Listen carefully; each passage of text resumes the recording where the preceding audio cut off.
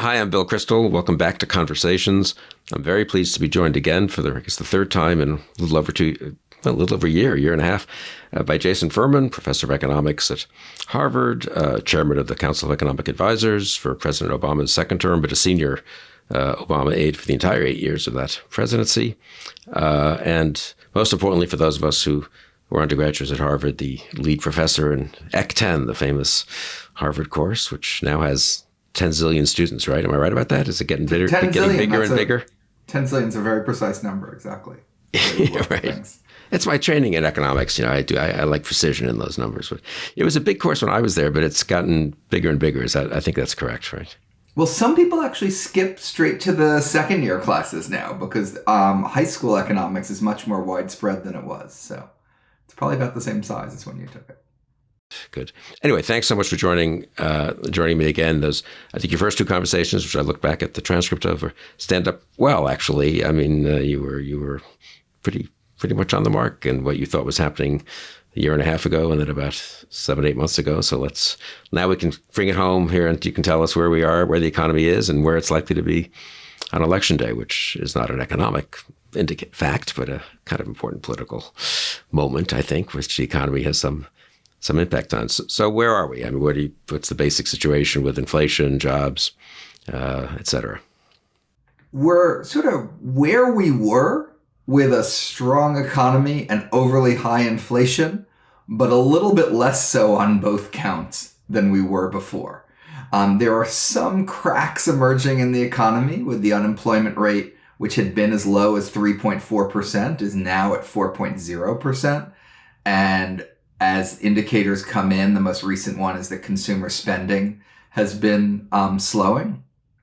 But then on the other side, inflation, which really resurged in the first couple months of this year, has come back down a bit again. It's too soon to declare anything like victory on inflation, but it's getting a bit closer there as well.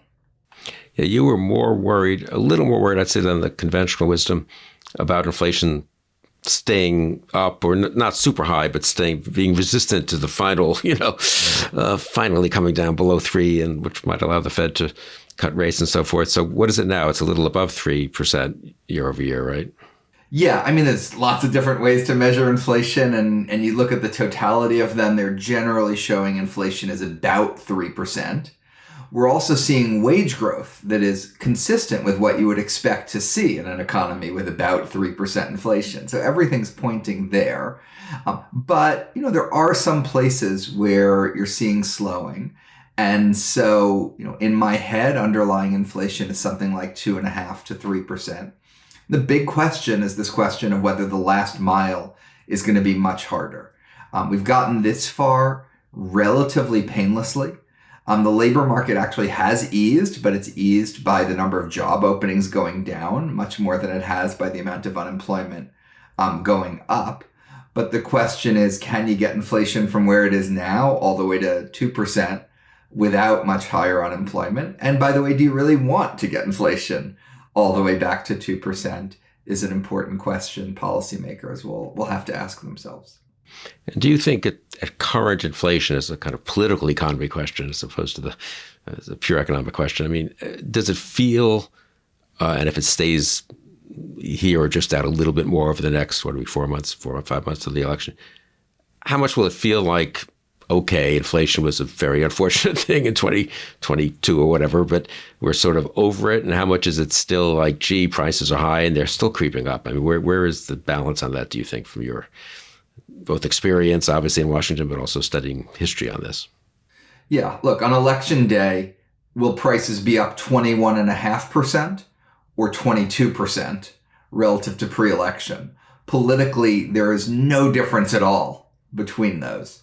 For the Fed, there's an enormous difference. If they're only up 21.5%, it means they've gotten the run rate, the more recent inflation, down and under control, and they're cutting rates. If it's 22, they're worried. But politically, I don't think there's a lot of difference, except maybe it's an open question as to whether the Fed cuts rates at its September meeting. If it does do that, you might see some quick relief in mortgage markets and the stock market, although frankly, I don't think you'd see that much because mostly mortgages have priced in some amount of Fed rate cuts in the future. I mean, I do feel being older than you and having lived through the 70s, so there is a way in which when price levels reset, it's very shocking for the first year or two, obviously, and it is shocking because it's real inflation and your wages haven't caught up and other things are, distorted. And then at some point you get over, unless you're really a crotchety old person, about, gee, I remember when the candy bar was a nickel, and fine, it's now 15 cents or 25 cents or now $1, whatever, and a half. But, everything else is adjusted. So, and I guess the question politically for the incumbent president is, how much of that adjustment has happened psychologically with people, and how much is there still like, gee, this is an awfully expensive meal I'm having here at a, convenient restaurant nearby or something. Yeah, and it's not like there's an answer to that question. And look, people say price level. I think that's a shorthand. I think what they really mean is inflation over some period of time, like 2, 3, 4 years. And, the newspaper reports inflation over 12 months and over 1 month. But psychologically, there's no reason why those should have primacy over 27 months or 39 months or 41 months or, just some other period of time. And unfortunately, we don't know what that period of time is. I guess I would say, yes, I think people will eventually get over this. But the fact that they're not over it today, here in the middle of 2024. So I don't think they're going to be over it by the end of 2024. And by the way, they're going to get an awful lot of reminding about it in the next couple months.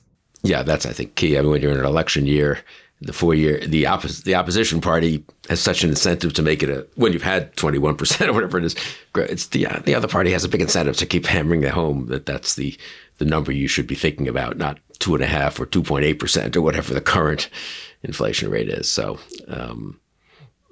do you think it's also the case that with the people under 40, I guess, they've just never experience this, and so the shock is greater than if people have gone through a couple of these cycles. And if you're on the back end of the cycle now, you sort of think, well, it's actually working out. It was bad. It was a bad year. It could have been worse. We've had worse, and it seems like wages are now ahead of inflation for a year. Et cetera, et cetera. Talking yourself into sort of a reasonable happiness with the situation. But I guess if you've never been seeing this, the 9% inflation was more of a shock than I realized at the time, actually, because, I'm older, I guess, partly, and I wasn't so susceptible to it in terms of, just economic status and age and so forth. But I guess, how much is that do you think that's a phenomenon with if younger people, maybe not even so young, half the electorate maybe just has never seen this before, right? Yeah, look, I'm in my 50s, and I remember it, but I was in middle school. Right. When we last had inflation, and I was probably, even back then, more attentive to economics than your average person. So yeah, half the electorate just hasn't seen this before. And by the way, hasn't seen mortgage rates, the likes of which we have now either. So, it's not that surprising. And it came very quickly. The last time we had inflation, it took a while and mounted, and it sort of, was it Johnson's fault? Was it Nixon's fault? Was it Carter's fault? It sort of blurred across a lot of presidents and a lot of things. Here, it came all of a sudden. It may or may not be Biden's fault, but it all happened while he was there. Right. In the past, it kind of would go up some and then maybe subside a bit and then go up. It was, yes, people were kind of, okay, I guess we're living in a world of inflation risk. And the suddenness is a good point. I hadn't really thought about that. It was kind of sudden. How did that happen, actually? I mean, is it supposed to happen that suddenly? Look, I think it was, be unsurprised to know that I think it was a combination of demand and supply. On the demand side, people got an enormous amount of cash. And on the supply side, products just couldn't be made at the pace that people wanted to buy them. And we'll endlessly debate the ratios. I think it's sort of 2/3 demand, 1/3 supply. People I respect might reverse those ratios, but really those are the two ingredients here. But you get that big shock, and then it isn't coming down quite as fast as you hope.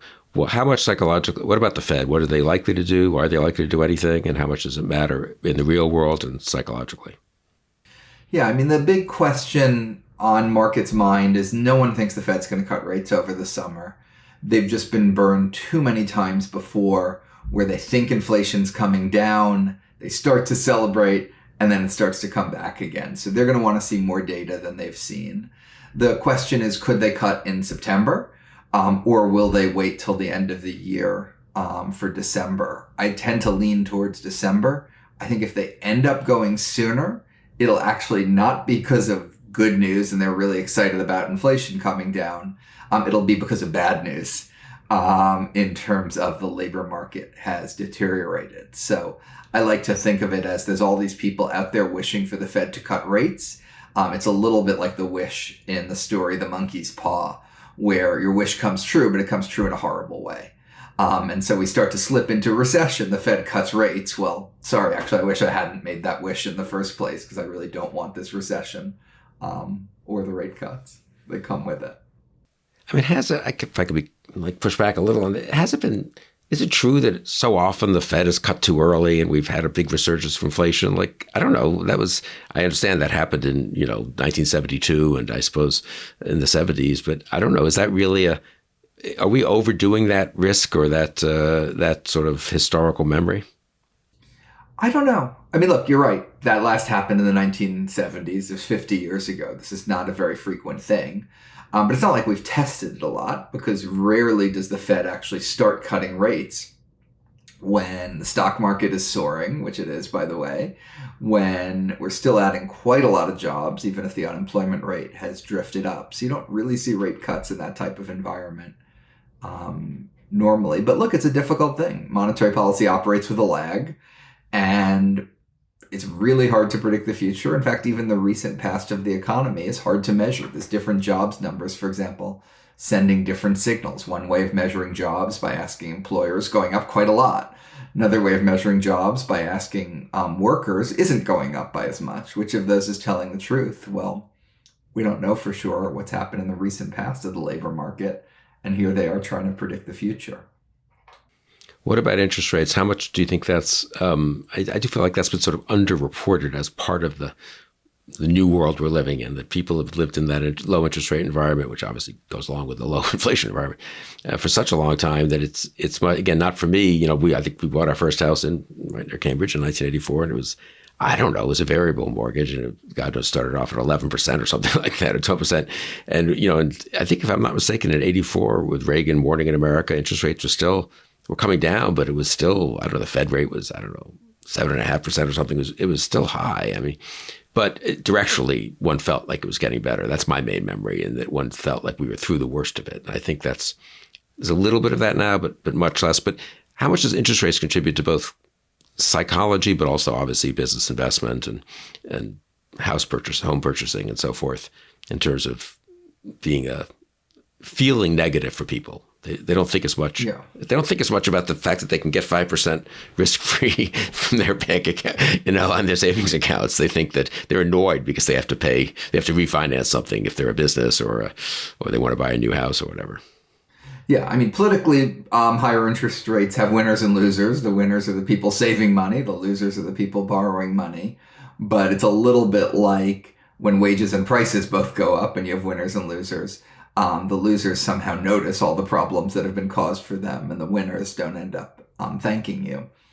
Economically, the big question is, the Fed will cut the short-term interest rate, but it doesn't really fully control long-term interest rates, and those are what matter for mortgages. Those depend a lot on perceptions of something that's called the neutral rate, or R star.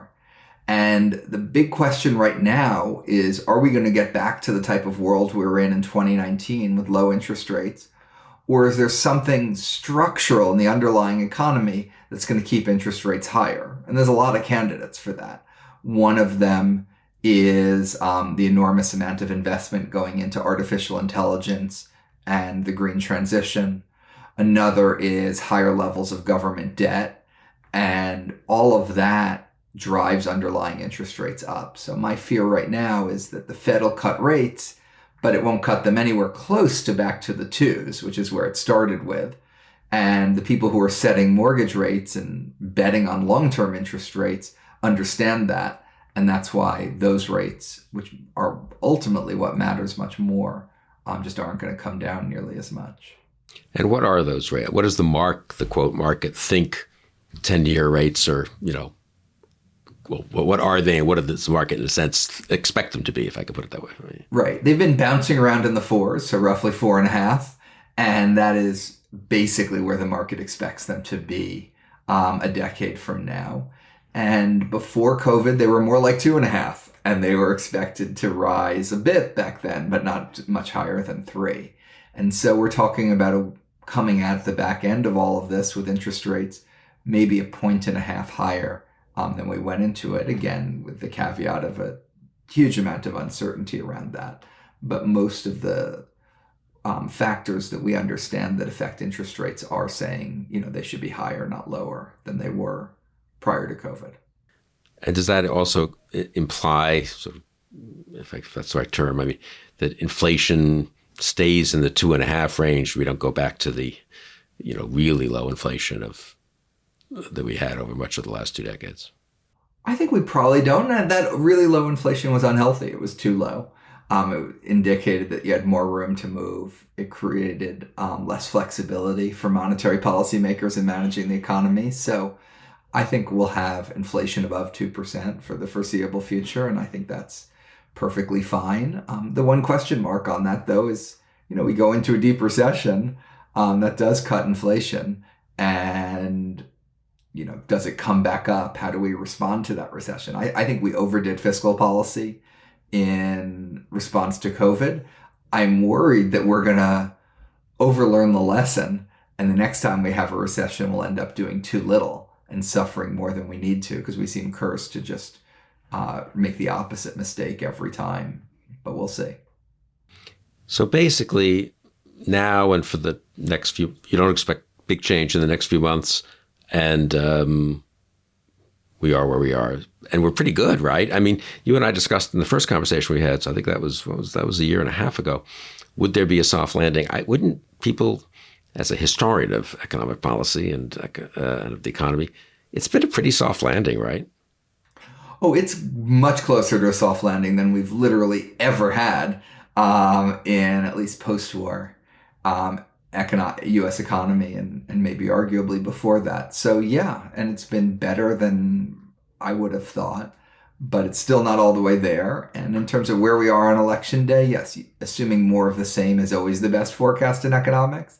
I don't have some reason to predict a recession. The thing is, they do sometimes come quickly. So could you have 2 months in a row where terrible jobs numbers before the election? That would get people's attention? Absolutely. Again, I don't have some reason to predict that, but, I'll be, I'm always nervous about that, and I'm not going to make an exception for this period. And it really could come quickly, right? Someone like me who's not an economist, say, look at this giant economy, and I sort of think something this giant should change gradually. That's sort of how life is sometimes in giant things, right? Organizations and so forth, and trends, and there should be a lot of indications, or some indications. But I am sort of struck, as you said, with inflation a couple of years ago, and now, and conceivably with recessions, there's something about they happen more subtly than a layman like me would expect. Yeah, that's right. And part of it also is you miss some of the warning signs because the government data is based in part on measurement, but in part on the government statisticians doing their best job of guessing and extrapolating. And they tend to think, if they see the numbers turning really strongly, they're like, this is probably noise and mismeasurement. And they basically undo some of that. And, 3 out of 4 times they do that, that's the right move. But 1 out of 4 times, you end up missing a recession signal because they sort of de facto smooth some of the numbers. So you think a possibility of a non-zero possibility of recession talk or indications or worries in the next 3 or 4 months? Right. It's just asymmetric, right? We've been adding about 250,000 jobs a month. We could add 350,000 jobs a month. I don't think anyone would notice or care that much. That'd be a better economy, but 250, 350, it's a lot.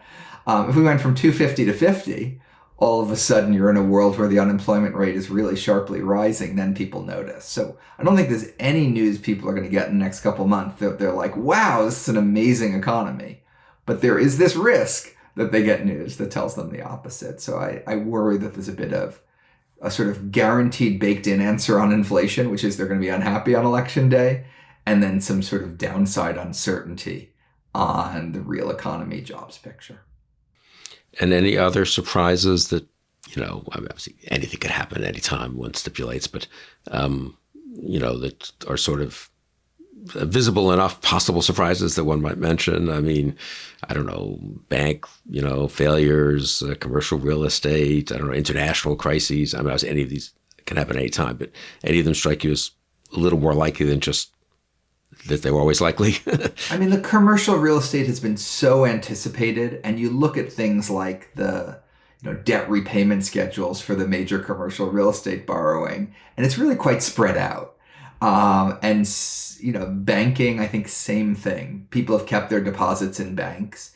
There has not been anything resembling a bank run. The government has de facto guaranteed those deposits, and that's partly why they've kept them there, even though they haven't formally done it. I think everyone expects that they do that if push comes to shove, just like they did for Silicon Valley Bank. And so again, there's a slow burning issue there around the business model of the regional banks. Can it survive? There's no reason for that to play out. And then in terms of international crises, look, there could be war in Lebanon. That will be a dramatic event for the world. Don't think it will be a dramatic event for oil prices. And even if it was a dramatic event for oil prices, the United States is very hedged. Higher prices might even help the U.S. economy, not hurt it, unlike the past, but regardless, doesn't have a big impact. So, one day I'm terrified that China's going to invade Taiwan, and the consequences of that for the global economy could be, horrific. But I'm certainly not going to go on the record with any expectation that that's happening in the next 6 months. In China itself, you read a fair amount about the economy there. I mean, how risky and destabilizing is that, or is it just slower than it was? Oh, I mean, it does. 1% of our exports. Well, I'm sorry, 1% of our GDP is exports to China, and they're growing a little bit more slowly. The imports from China, we're getting less of them now, in part by choice with things like tariffs, part other reasons, but we're correspondingly getting more imports from places like Vietnam and Indonesia. So you're just seeing that a lot of that trade just rework where it's coming from. I don't think any of that is very material to the U.S. economy or its outlook. But a real meltdown there wouldn't sort of be the equivalent of systemic risks for the whole world economy, regardless of I understand on the trade issue, it's a limited amount, or not so much, you think, really? That's right. I mean, they have somewhat slower growth right now, not a meltdown. I think they have excellent economic officials, an enormous amount of resources, and a lot of dials to pull, for example, all the state-owned banks. So I think there's not a lot they can do to control structural slowdown in their growth rate, especially given their terrible demographics. But there's a lot they can do to stop a meltdown, and I don't think they'll have one. No, okay, that's good. What you mentioned, debt or deficit, and just in passing, but let's take a minute on that. We've all managed to ignore it here for quite a while, years. You haven't, but I mean the system has, so to speak. But I don't know. I almost feel embarrassed to even say it now. Someone's been saying it for so long, but isn't it at some point become a little problematic and unsustainable to be running the level of deficits we're running in a not in when we want to be fiscally stimulative, but in a good economy when revenues should be pouring into the Treasury? Yeah. So, two things are true. One is we have much more debt than we used to. It's now up to 100% of GDP. It's expected to rise to about 120% of GDP over the next decade. And I think that forecast is probably too optimistic for a number of different reasons, including Congress will add more to the deficit. And I think it assumes interest rates come down much more than they're likely to, per our previous conversation. So on the one hand, it is true that the debt is higher and it's rising. On the other hand, to your point about people warning about this forever, it turns out we had more space than we realized. If you had asked me in the year 2000, when I was working in the Clinton administration, what a world looks like with 100% debt to GDP and a deficit of 8% of GDP, I would have said it's melting down, interest rates are sky high, it's awful. If you had asked me, even a decade ago, I would have been very, very worried about it. So it turns out we had more space than we ever realized. but we've also used up more space than we ever expected to. What's the net of those two? I don't know for sure, but literally it can't keep going like this forever. And there's an argument for taking out insurance when you're not sure about something. And, right now I would at the very, very least make sure we're not doing any harm and continuing to add to this problem. But ideally at every opportunity we can do a little nip here, a little tuck there to put things on a better course. I wouldn't drop everything to have a big fiscal deal tomorrow. I don't think that's, imminently necessary. But yeah, we have to every opportunity make things a bit better rather than what we've been doing, which is every opportunity making things a bit worse. I do feel like this is just a political rhetoric thing. When payment on the debt, when interest on the debt passes defense spending, which I think it just has or is happening this year as a part of the federal budget, it feels like it has a vague, end of empire feel to it. I'm sure obviously it's, it could be a little bit higher, a little bit lower, but I don't know. Maybe, I wonder how much. But there hasn't been much political evidence of a kind of Perot type, let's have a real focus on the deficit or the debt type political movement. That's for sure. Yeah, no. If you look, Gallup polls every couple of years. How worried are you about the debt? And the concerns today are actually lower than they were a decade ago. And in the period before that, it hasn't been a major issue in the political campaign. You had 30 years ago, Ross Perot as a third-party candidate centering his candidacy around the debt. Well, we have a prominent third-party candidate now, but he's centering his on problems with vaccines. It doesn't seem to be talking about the debt as far as I can tell. So yeah, it hasn't become a politically salient issue. It hasn't become a huge issue for the market. I think it is putting upward pressure on interest rates. The Fed and the Treasury have done what they can to sort of combat some of that through some of the ways that they've been managing the debt. So I think it actually is in the markets, but it's not in the markets in a very big and scary way. So what could change the trajectory we're on? The electorate could change its mind. Interest rates could go up. Or there are these forcing events. Social Security and Medicare trust funds are exhausted a decade from now. That doesn't require Congress to act. They could just transfer money from one part of the budget to another and keep those programs afloat indefinitely. But historically, at least, that has forced action. And I'd like to see it force action this time. I feel like a few years ago, smart people were saying, it seemed plausible, reasonable, that, that we can survive pretty high deficits with very low interest rates. But when interest rates begin to go up some, we're going to have to really pay more to service this debt. And they have gone up quite a lot. But it doesn't feel like it's having an effect on either politics or the rest of the economy much. I mean, is it more a matter of it would take, as we refinance more and more at higher interest rates, it has more and more effect. I guess I don't understand enough how the refinancing works, but where are we on the curve of kind of the higher interest rates are really beginning to hurt or not? Right. I mean, one of the problems for the United States is we borrow a much greater portion of our debt short term than any of the other advanced economies. And then it gets sort of technical, but the way the Fed has been buying and then more recently selling Treasury securities de facto makes us even more short-term in our borrowing. So we are very, very vulnerable to short-term interest rates. If those don't fall or even go up, we're in a much worse place than what we're currently counting on. I wish we had borrowed more long-term back when it was 2.5%. Even at 4%, 4.5%, I personally would be doing more to lock in borrowing at that rate, taking away, that tail risk of, short-term rates going up. So we're quite vulnerable in terms of the amount of debt we need to roll over each year and to what happens if we're wrong in our short-term interest rate forecasts.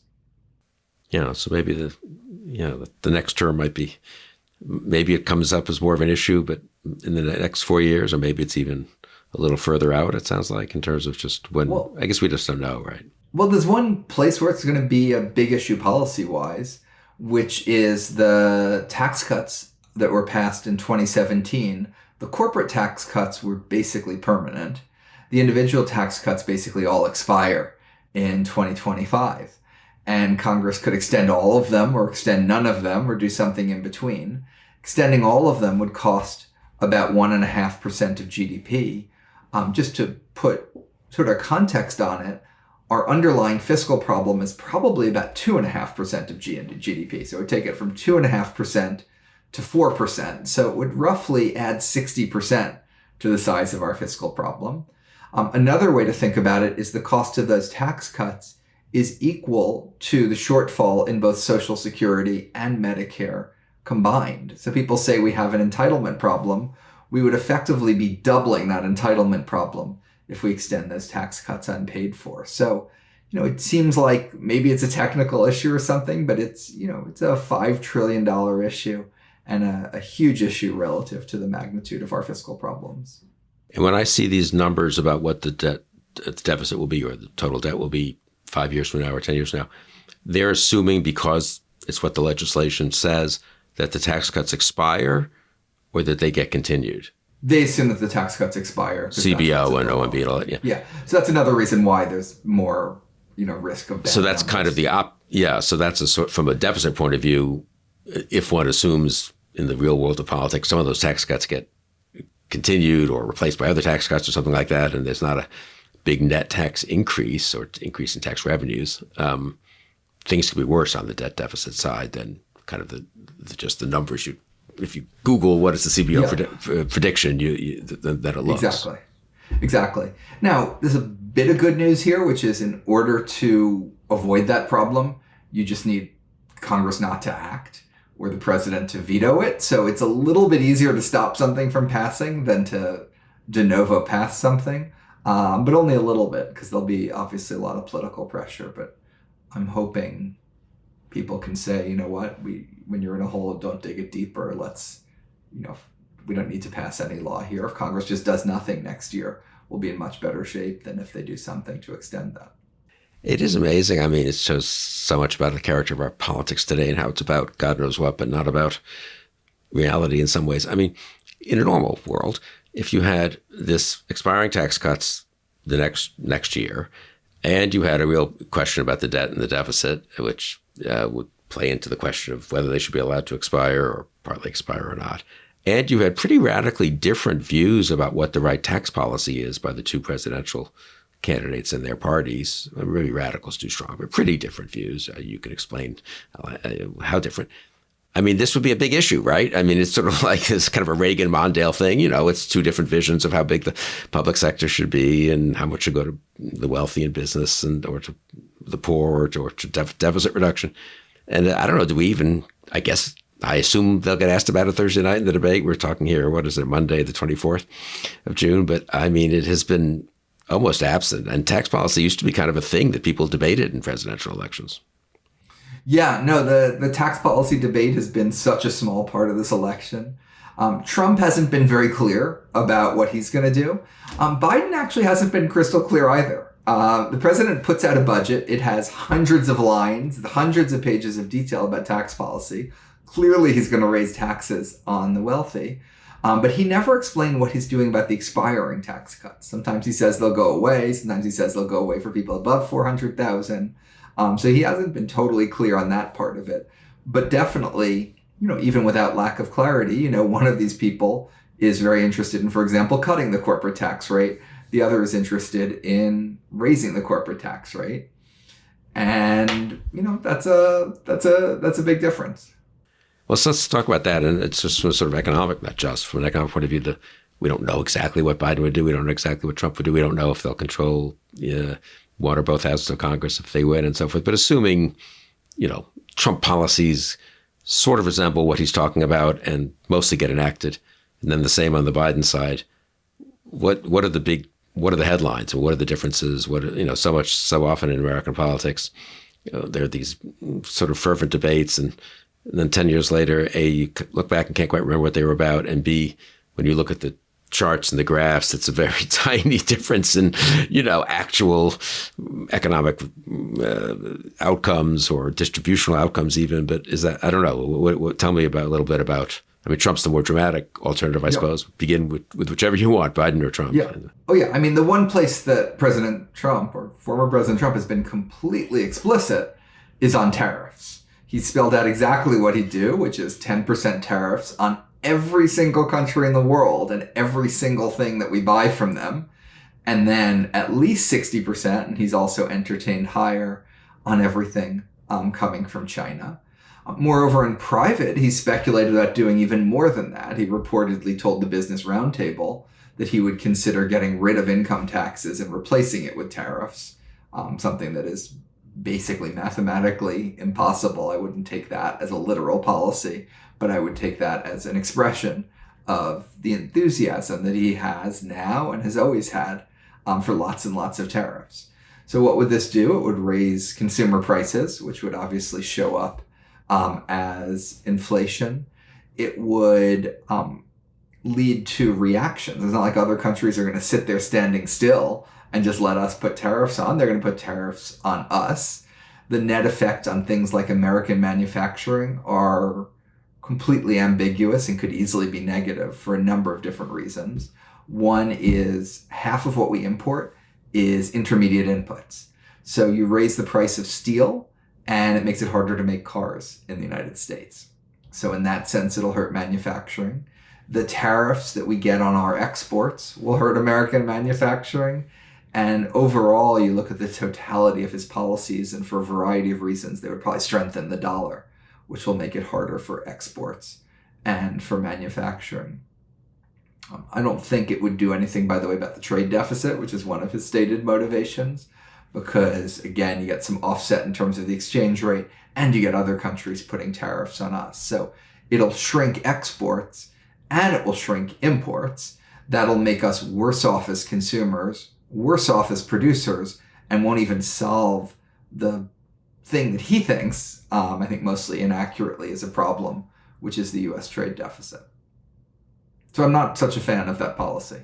Yeah, and it's sort of surprising that he talks about it. As you say, he's pretty explicit about that one. And I think there's even some documentation to back it up in various, I don't know, somewhere. But it seems like it would be more of an issue, could be more of an issue that it's been made by the current administration or by Democrats. Yeah. Look, I mean, you could, send someone walking into a Walmart and just pick up each item. Hey, here's the increase in price on this one. Here's the increase in price on this one. Here's the increase in price on this one. And by the way, an awful lot of those items are not things that we make in America. We don't make toys here, mass-produced toys. And we're not going to start mass-producing toys just because of a 10% tariff. We're just going to raise the price on, that whole aisle in Walmart. And yeah, it's amazing that someone went out and proposed that. Really quite amazing to me. And they're also not it's not a progressive tax, right? So that it's a flat tax, as it were. So it probably is. It's not. It would hit an awful lot of middle and lower middle and working class people pretty hard. It's actually regressive. It's the same rate for everyone, but what lower income households tend to spend a higher fraction of their income on goods and imported goods. As your income goes up, you're spending more money on restaurants, on travel, on all sorts of services that don't end up getting hit by this tariff. So to be clear, everyone's going to be hit by it, but percentage-wise, it'll take away more of the income or purchasing power of a lower middle income family. I get the and by the way, we're talking a lot. I mean, we're talking about $1,800. This is for a middle class family. I mean, this is a very, very large amount that this would change for them. And do you think? I mean, this is partly politics, not economics, but you're very involved in senior level political discussions, and when you were in government and today too. I mean, is this partly because Biden is himself slightly pro a milder version of tariff and made in America and all that, and he doesn't want to be the sort of classic free trade guy, as you were just articulating, basically, I mean, or is it because I just feel like, again, back in my day, if I can put it this way, when someone had an economic policy that even in a distorted way, honestly, could be said to increase everyone's costs or taxes by $1,800 in the average household, that would be kind of a big, there would be like ads on television about that, every day, right? Yeah, look, I think that might be part of the complication. President Biden just put tariffs on some Chinese goods like EVs. His tariffs applied to about $30 billion a year of imports. The Trump proposals would apply to about $3 trillion. So like literally 100 times more stuff is subject to it. I thought the Biden ones went too far. I didn't love all of them. But there was a theory behind them. We're targeting one specific country, which is China, and we're targeting a specific subset of things from there because we have this theory that we have a shot at making them. And if we miss out on that shot now, we'll never get it. And, I think there's some truth to that and some not truth to that. A 10% tariff on stuff coming from Canada or the United Kingdom that, by the way, we can't make in America no matter what. There's just no theory to the Trump ones. There is to the Biden ones, but yes, it complicates it. I mean, what do you say? He's doing a huge increase on the middle class, and I'm just doing a small increase on the middle class. That, it's a slightly tricky message. But the scale is so different, and it's one thing to say there are certain industries that are either strategically important or I don't know, huge growth industries of the future, or China's going to dump the stuff so much that we'll never have an EV, a domestic EV industry or whatever. And it's another thing to sort of just say the heart of my economic plan and my revenue raising plan for the government is tariffs, right? I mean, I feel like that wouldn't be that hard to explain. Oh, no. Yeah, I don't think it's that hard to explain. And look, a lot of outside allies of President Biden have been out there explaining it. A lot of economists, some op-eds, et cetera. So, it's still early. We'll see how big this is, including in the first presidential debate.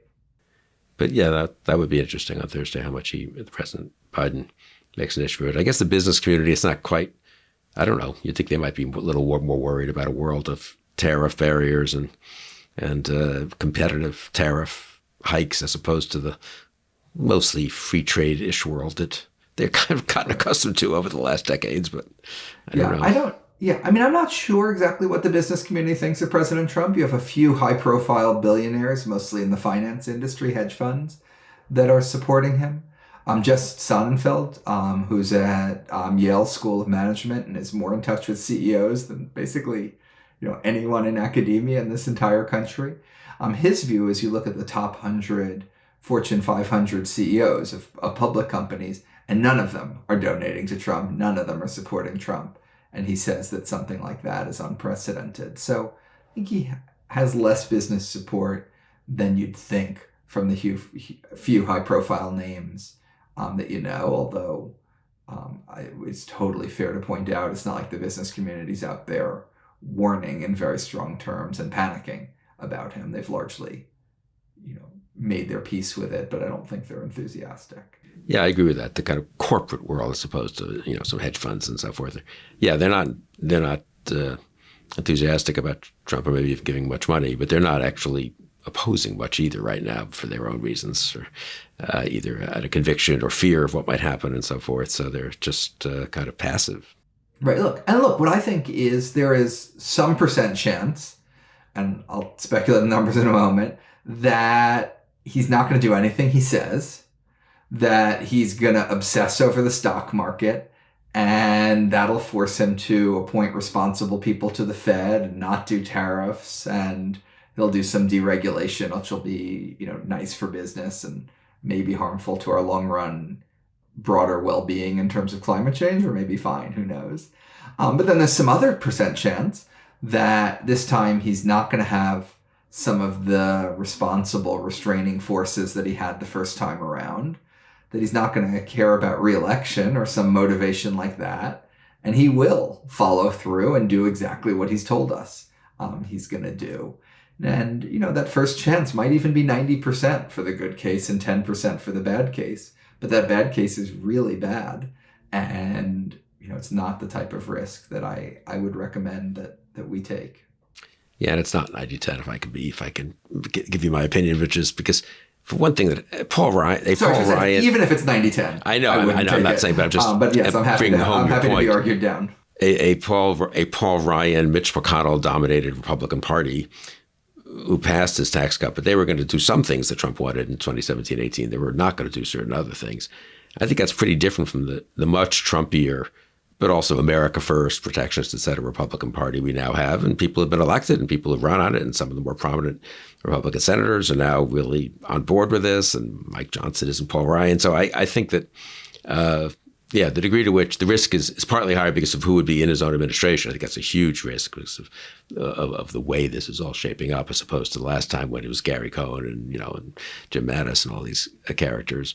But also, I think the party itself and the conservative infrastructure underneath also isn't what it was. Heritage in 2017 wasn't Heritage of 2025, right? So I think people are from my point of view, they're used to discounting foolish things Trump says, but they aren't looking enough at the movement of which he's now obviously the leader, getting a nomination for a third straight time, which is different from what in the situation in 2017. But yeah, let's get specific on that with one example that I think illustrates that broader point, which is Fed nominees.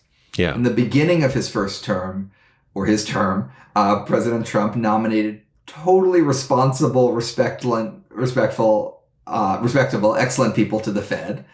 And they got confirmed by the Senate. The end of his term, he started appointing people that were really far outside the mainstream, like Judy Shelton and Steve Moore.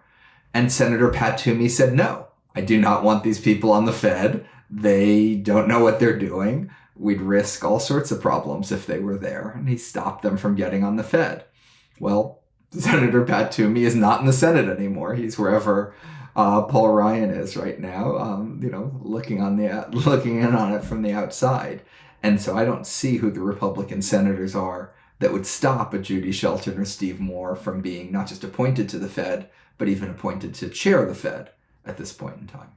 No, that's a very good way of making my general point, the general point so much more specific and real. And it's a very important one too. I mean, then you're in a different world with that type of Fed chairman, right? I mean, that's a pretty big difference and a different type of Treasury secretary. And suddenly that's interesting.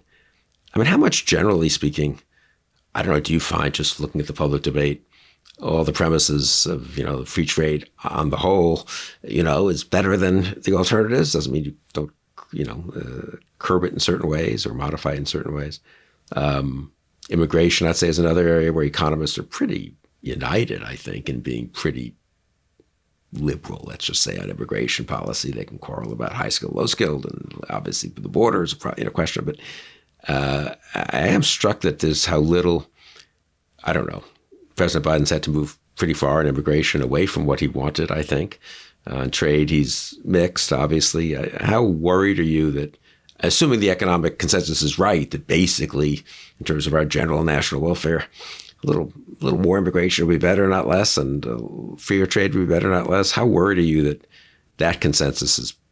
How badly frayed do you think that consensus is, I guess? Yeah, so first of all, I'm in favor of openness to trade, to people, to ideas, to capital, across the board. I think we're better off because of it, and the world is better off because of it. And just more tangibly, you look at the last couple of years, how have we been adding jobs at the rapid clip we have? That's immigrants.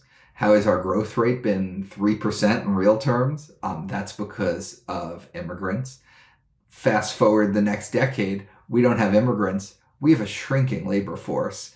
And, just both economically, we're impoverished. Our fiscal problems are that much bigger because who's going to pay for the retirees?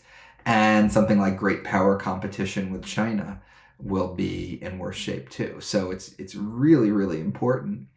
In terms of people's perception, I get why we have seen a large change in the immigrant share of the population. It is higher than it's been at any point for something like the last 125 years.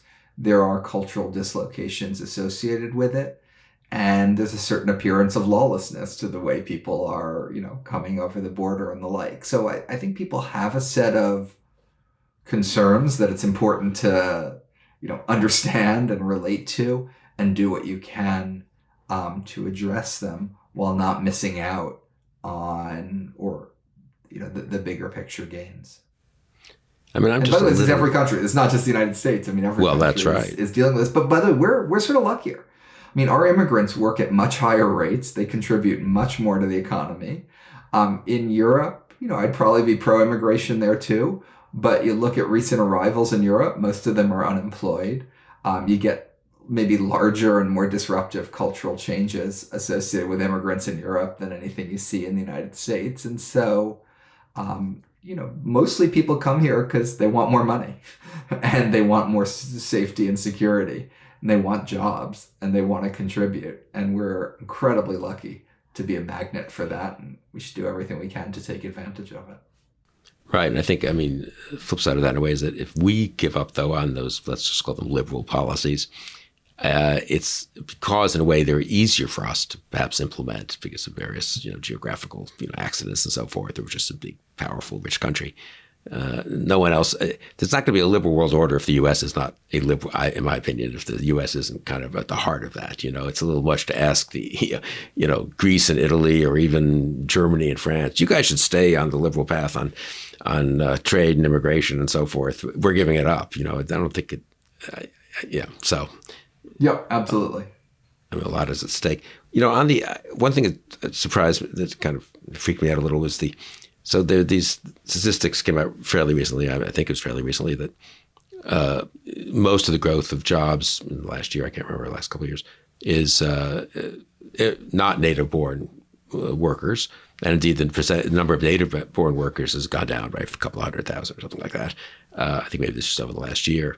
And so then this was just taken not just by irresponsible right-wing cranks, but by conservative think tanks or right-wing think tanks, but U.S. senators, including some fairly prominent ones and some fairly intelligent ones.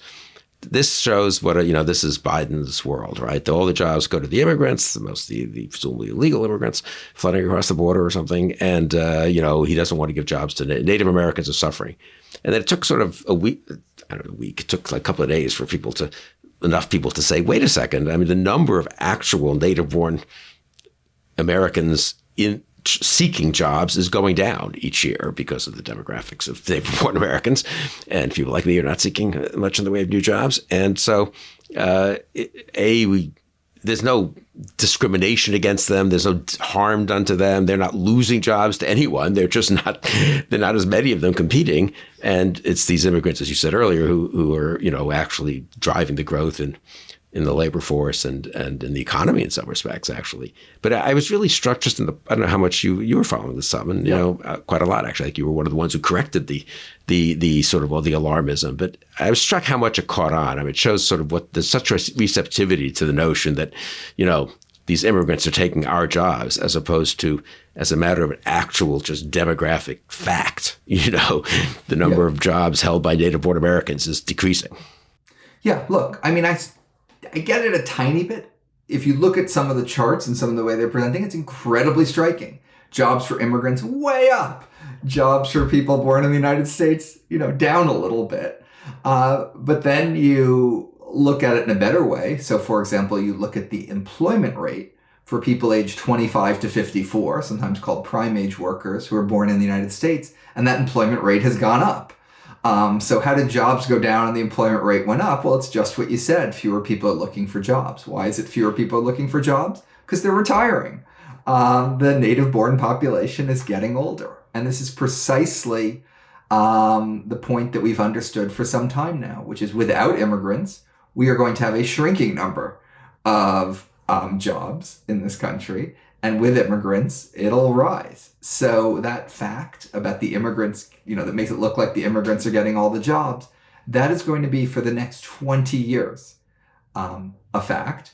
And the only way to make that not a fact would be to stop immigration, in which case you'll still have, for native-born workers, their employment will going down, but you won't have anyone's employment going up. So it's just native employment is going to shrink no matter what we do. The question is, do we want the economy to shrink with it? Or do we want to still have economic growth, still create resources for competition with China to pay our seniors, et cetera? That's really the issue.